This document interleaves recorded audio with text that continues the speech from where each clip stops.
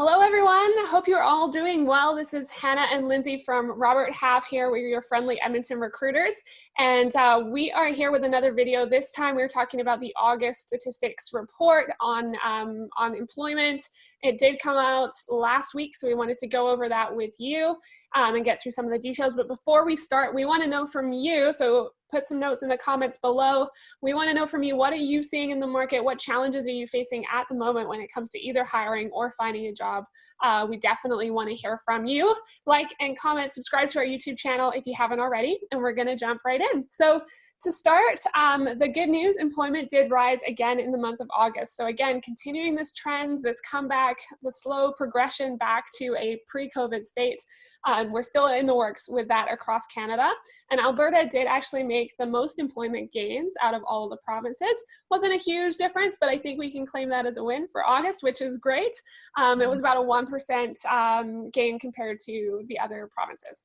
And then the areas that rebounded the most in August was in food services, in the manufacturing industry, in the educational services. And this one obviously makes a huge amount of sense given the month that August was leading up to September and all the kids are back to school. So many kids are doing remote schooling this year. So there's a ton of changes and a ton of work that's going on in those organizations that provide that kind of service. And so that area has been really, really busy as they continue to provide support for those teachers that are facilitating remote classes or blended classrooms where they have to figure out how to manage both, which of course is a whole other kind of ball of wax compared to normal teaching. And then also the wholesale and retail sector. So again, making some gains on the retail front, stores opening a little bit more, seeing a little bit more volume at their actual storefront locations. As people are getting a little bit more comfortable, a little bit normalized, where you go in with a mask on, it's not as weird anymore. In fact, it's weird now to see someone without one. So as we get more used to it, we definitely are attending a little bit more of those retail locations. And so they are hiring. So flipping it over to Lindsay, who's going to talk about some of the other important pieces that came out. Yeah, I think kind of first of all, I think it's awesome to finally hear some positive news out of the retail space, considering I feel like everything that I've read or heard has been about negative, about a lot of companies going into banco, unfortunately. So really positive news there. Kind of some interesting statistics here. All of the employment increases in August was actually in full-time work, which is fantastic because we've been constantly seeing trends in the part-time, maybe companies not having that ability or capability to bring someone on full-time. So great news to hear about that in August.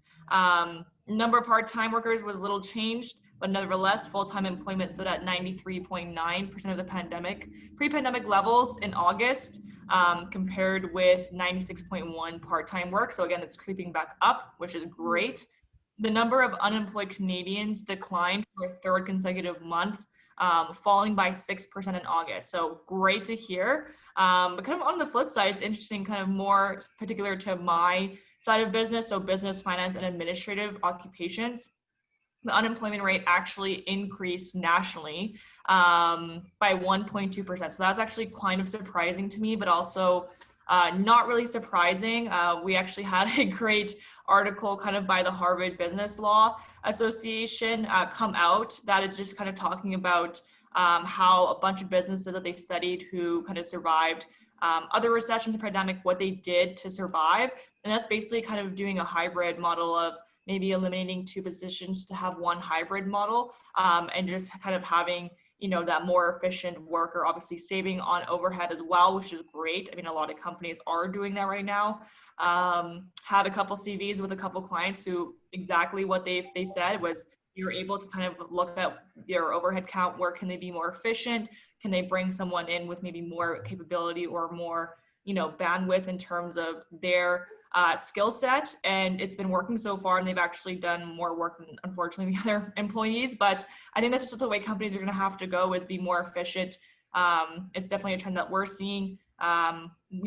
Payroll work is coming back to us, which is great. It's been one of our busiest roles pre-pandemic, and now again, we're getting there, but we're seeing a lot of more blended roles. So kind of payroll AP or payroll AR.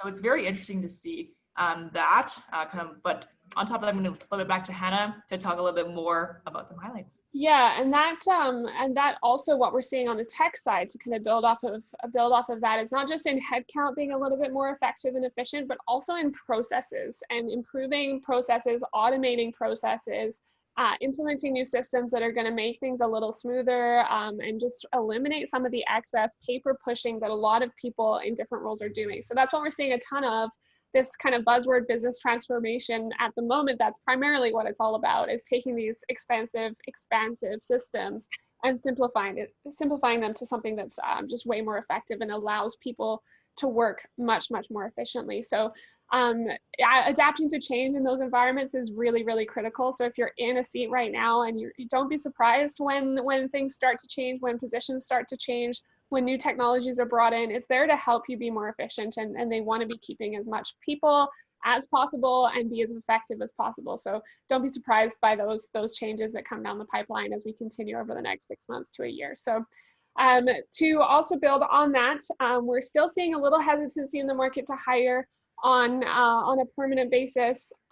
There's just hesitancy all around. So things are still not in a place where everyone is hiring freely, and it's not an open flowing market yet. It's still a little bit slower, a little bit more challenging, but it is improving as we go along.